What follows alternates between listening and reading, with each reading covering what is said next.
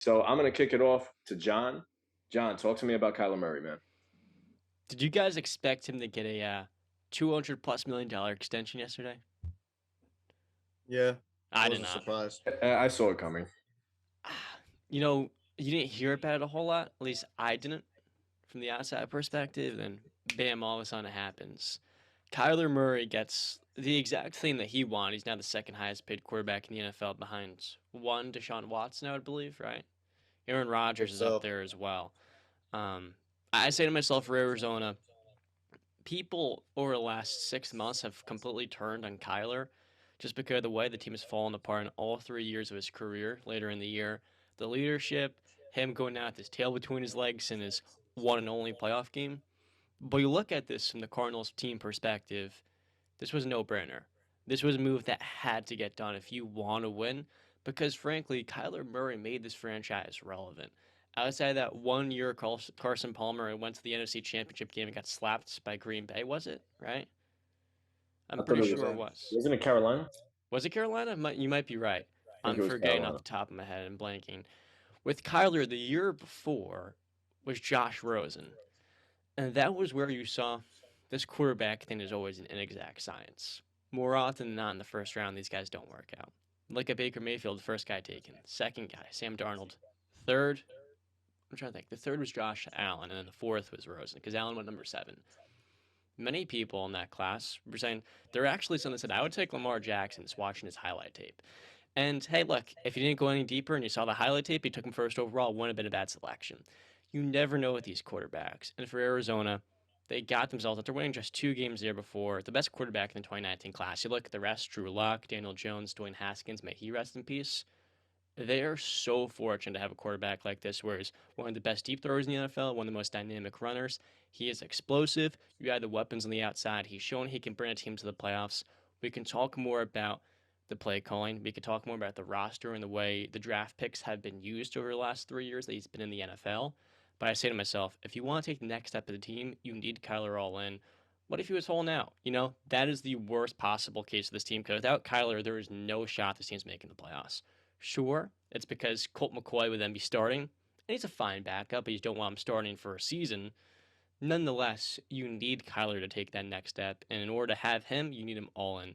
So for me, no matter how much money this was, you absolutely had to do it, because every other team in the NFL, outside maybe 5 or 6, would love to have Kyler, given the fact he's just 24 years old and already creeping into the top 10. Yeah, no, that's 100% true. And I think you look at the NFL today and you look at the quarterbacks running the show, you need to have a quarterback that's a game changer. And that's exactly what Kyler Murray is, whether it be with his legs or with his arm. Like you mentioned, he's already 24 years old. And when we kicked off this past season, he was an MVP candidate for a while.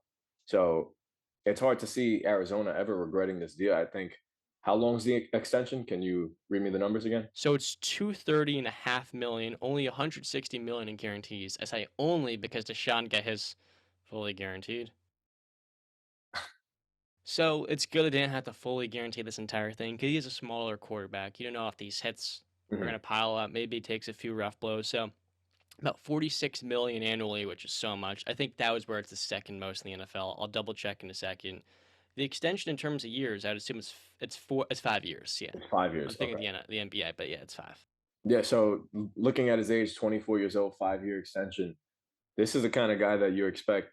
Well, you drafted him with the number one pick. You expect him to lead you to a Super Bowl or become a Super Bowl caliber quarterback. And I think that's the biggest question with Kyler. When you look at him, he's an elite quarterback. I think he has all the tools to become one. But is he a Super Bowl caliber quarterback? Brandon, what do you think? Um, on like I like Kyler Murray. He's a dynamic player. Um, he's got the talent with his arm and his legs. He can make plays with either one. And I root for the shorter guys. Me He's too. 5'10", so seeing him out there, I don't even know how much he weighs, but actually I got it right here.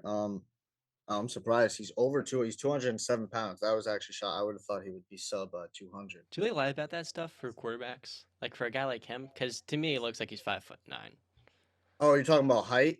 Talking about weight. I know they Oh, BS wait, the height. He's not 5'10". height. I would think that they're probably taking it with shoes on. Yeah, maybe 5'10" with shoes on. Yeah. I like to tell myself I'm 5'8" with shoes Yeah. on. I tell myself the Uh, same thing. I'm 5'10", 5'11" with shoes, but I'm yeah. really like Weight 5'9" could be without. different. I mean, they could probably be taking the weight with like gear on or something like that. I don't know. Maybe Yeah. they embellish a little bit, but if he is even close to 207 pounds, that's shocking because I would have thought like maybe a buck 85 or something like that.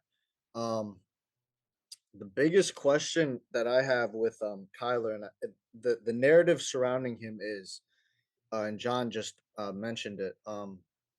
He he falls apart later in the year, and just I wanted to do a little bit more digging into that. So I went over his stats just the last 2 years.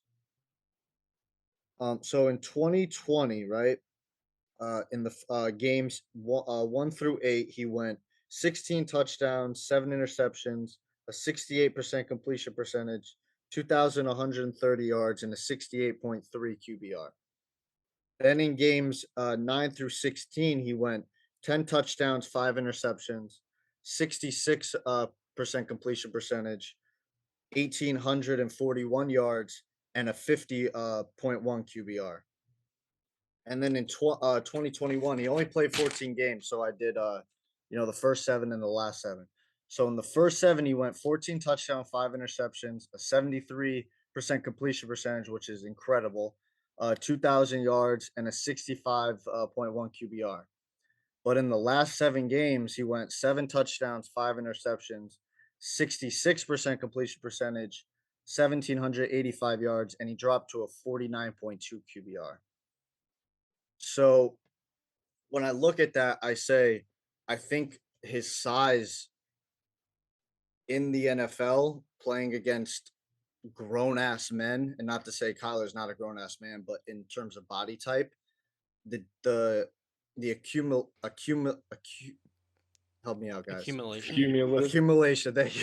Accumulative. Accumulation throughout the year of the hits just adding up and adding up. It looks like it's taking a toll on his body. So I mean, is he? I would disagree.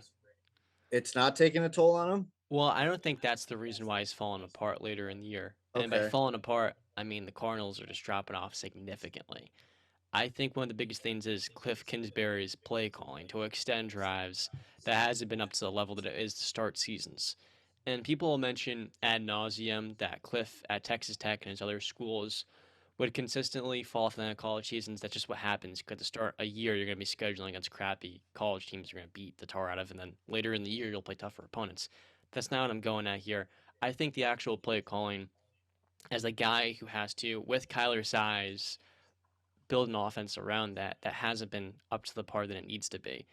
You look at a guy that's 5'9". It's not necessarily the hits, but for me, I feel like it's him seeing over the offensive linemen that are like over 6 feet. And so the middle of the field for him, it's not really a point of emphasis. He can't really see, you know. And people make those jokes about his height. It's a real thing. If you can't see over a 6'2" offensive lineman, it's 380. And meanwhile, you got 6'3", 6'4" maybe defensive linemen throwing their arms up in the air. So he has to get out the pocket to extend the play. And I look at the play call and I say to myself, Cliff Kingsbury needs to do a better job. I look at the defense. I think Steve Keim, their general manager, needs to do a better job drafting. If he's going to go with the defense side of the ball, it needs to be better. This last offseason, we're about to get into our NFC West preview in a little bit, so we're not going to dive too deep into it. We're mostly talking about Kyler here. But I just don't think all of that blame can necessarily go on Kyler when it comes to them falling apart. Well, yeah, I know. I have to agree. Even last season when Arizona got off to such a nice start, D Hop didn't play a majority of those games. He played 10 games last season, and his production was nowhere near what it was the year before, where he put up 1,400 yards. I think he was between in the 10 games. I don't have the numbers in front of me, but I can pull it up right now. He He had had 42 receptions, about 13 and a half yards per, and per game it was only 57 yards, which okay, is a significant drop off from 88, yeah, 78, and 98 the 3 years before. yeah. His red zone production was there. He had 8 TDs in the 10 games, but the yards weren't there. It just wasn't the same D Hop, and then obviously he ended up getting hurt and not playing the rest of the season. And now, like we said before, we get into the West preview. He's suspended for a couple of games to start this upcoming season. So that's another question mark with Kyler Murray. With your number one out of the picture for a while, is it gonna force him to regress? Is he going to be playing at the elite level that we expect him to be? Because the NFC West is no joke. The defenses that he has to go up against, they're no slouches. So I think this is a big. I mean, before we go into make it or break it, but I think Kyler Murray, this is a big prove it year. Like we want to see you take that next step. You know what I mean? Like he's in the fold. I don't expect him going anywhere anytime soon, but this is a big prove it year to find out, like I mentioned earlier, if he's a Super Bowl quarterback or not. Can he make that leap?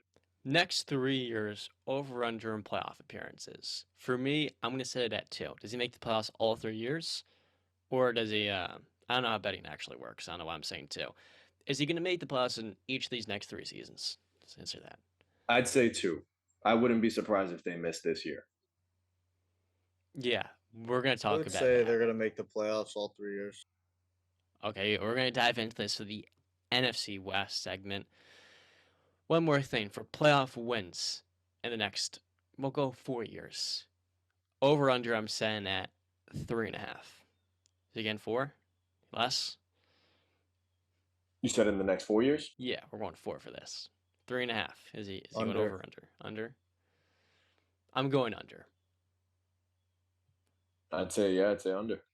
And for the first one, I should have said the 2.5 for playoff appearances. I think I'm going with the under at two. And then the other thing too is, Justin, we talked about this a little bit before we dived in. I want to ask you, basically the question you had is, it was sort of, can you win with Kyler at the highest level? But the other layer of it is, can he mature enough as a leader and just a voice in the locker room? Because as your quarterback, you're the face of the franchise. You're making all this money. You can't just be a great player, but you have to be the one that leads when you're getting whipped in a playoff game. Yeah, I think the rumors were he subbed himself out for the last two plays or what have you. Mhm. Is this a guy that's really going to play with the infectious energy to get his guys going when they're down? Is he going to be the one to rally his troops in the second half to really take this team to the next level? 'Cause in the NFL, so much of it is you're going to get beat, you're going to have an off night. But as a Cardinals fan, when you see the money that this guy is making, you always want to feel like you're never out of the fight. It doesn't matter if he's going to come back and win you the game, but you want to feel like with him, no matter how much you're down by, he's always going to give you a chance. And more importantly, he's always going to put up a fight to the very end. Do you Mm. guys think he's going to turn 25 soon, that he will take that next step in his maturity after getting this contract? I do think so. My more the biggest concern for me is what is Arizona going to put around him to succeed? Defensive.